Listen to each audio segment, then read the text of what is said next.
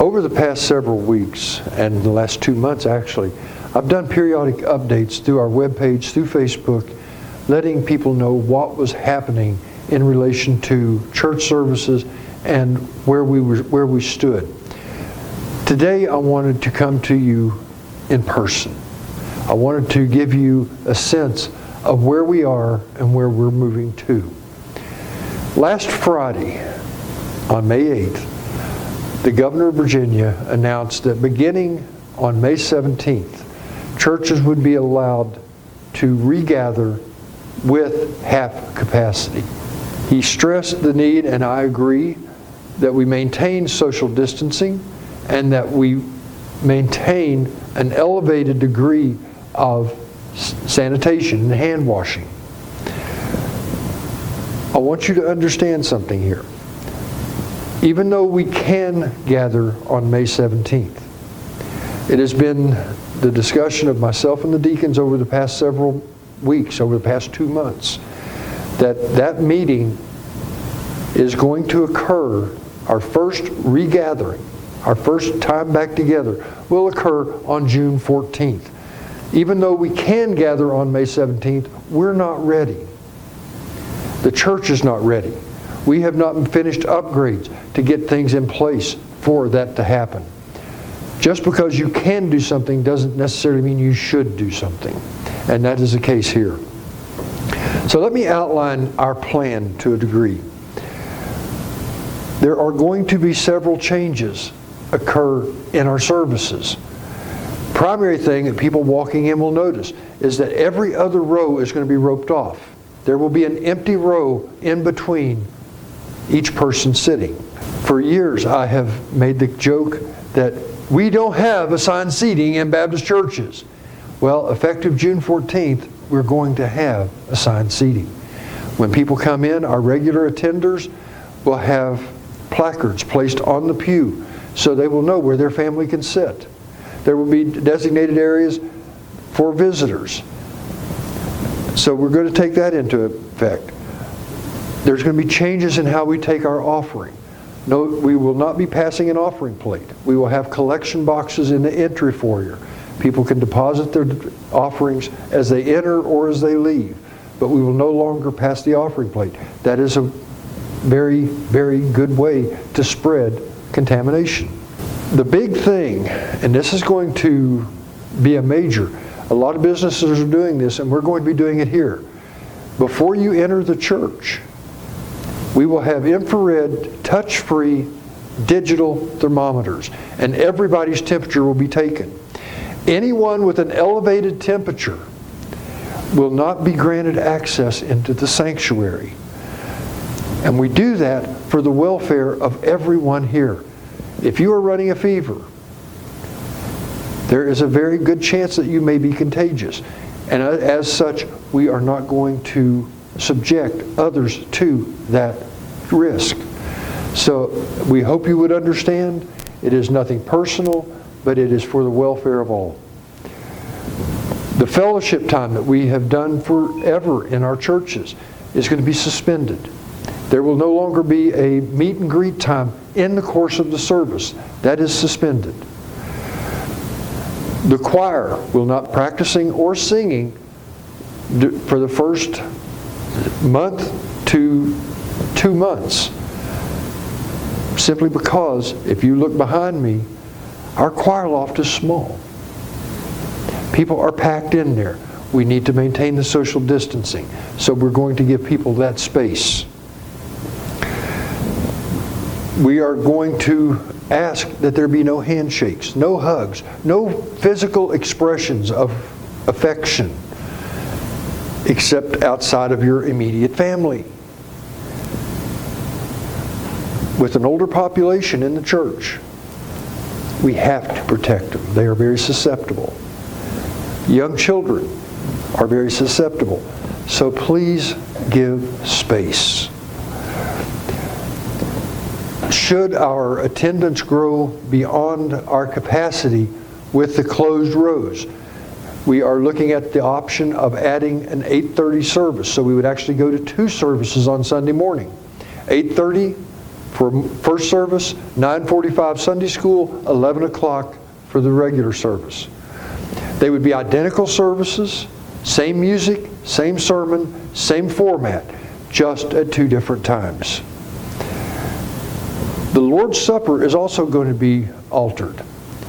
Instead of having the deacons distribute the elements of the Lord's Supper, the bread and the juice, those would be placed in the trays in the entryway as you enter the church. As you enter, you pick one up, take it to your seat with you. At the appropriate time in the service, you would take that cup, peel the top layer, take the bread, peel the second layer, drink the juice.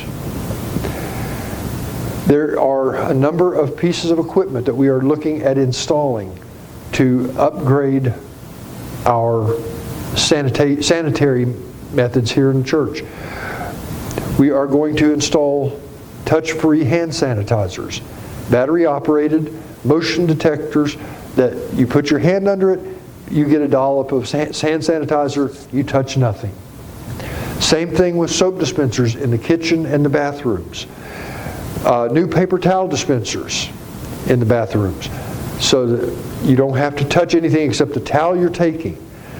New toilet tissue dispensers. And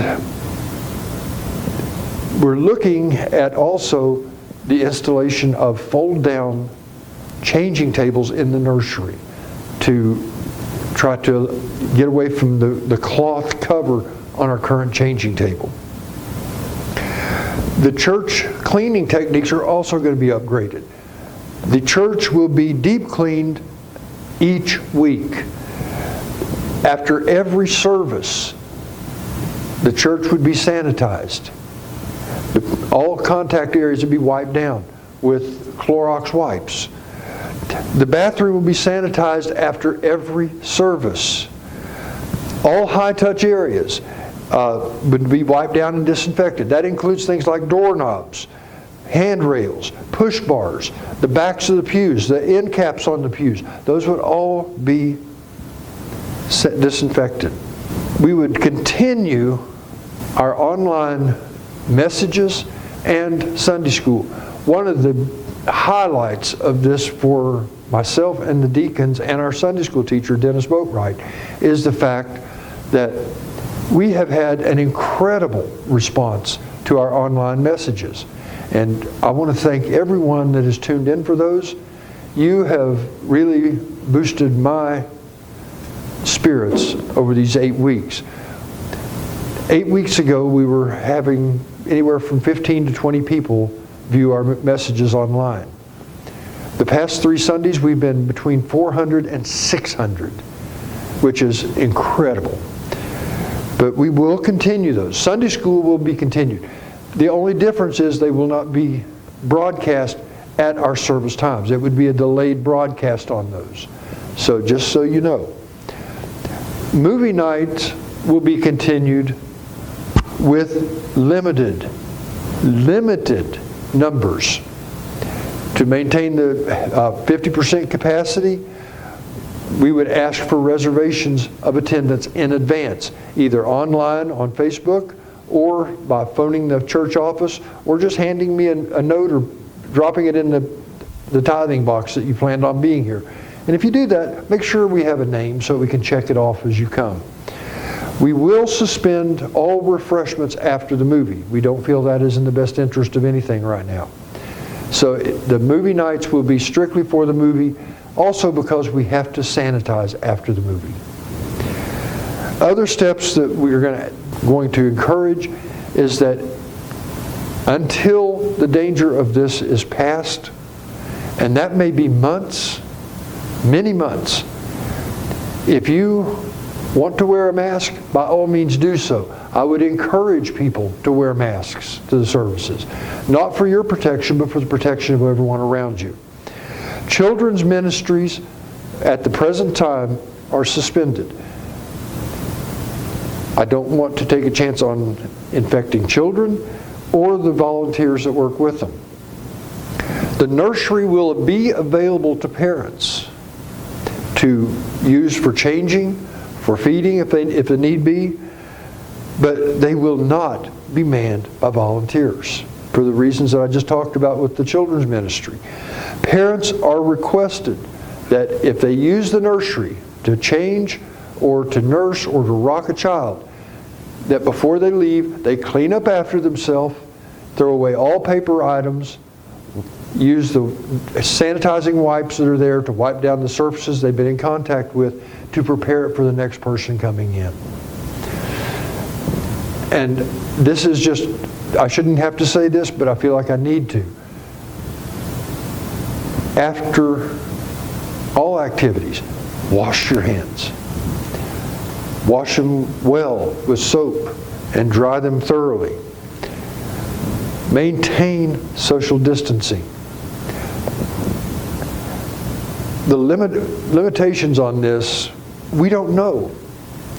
I do know that the activities will be added back gradually in accordance with the guidelines from the CDC and from the Virginia Department of Health.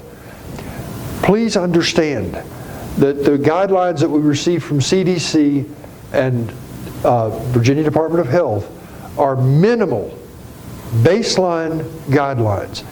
Our guidelines at First Baptist Church will probably be much more stringent, much stricter than anything the CDC or the Department of Health has put out, simply because we want to protect our attenders.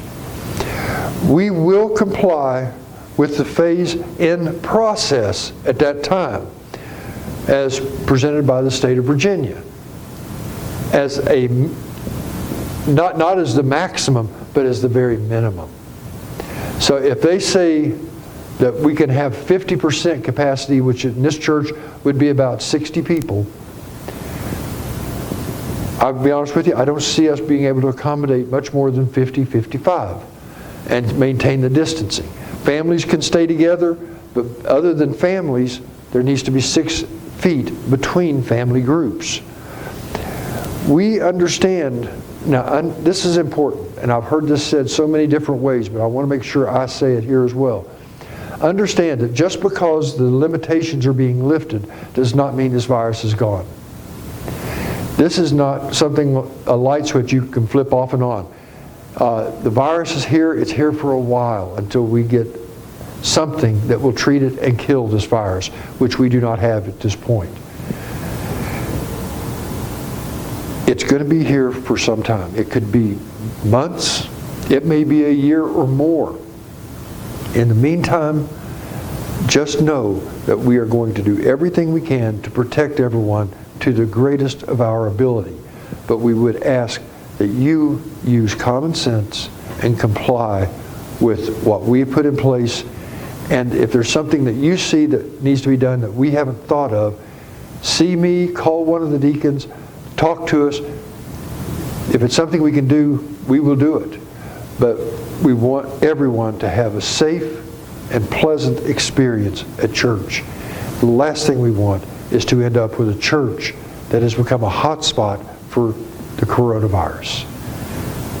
So we will do what we can, but June 14th is our regathering date.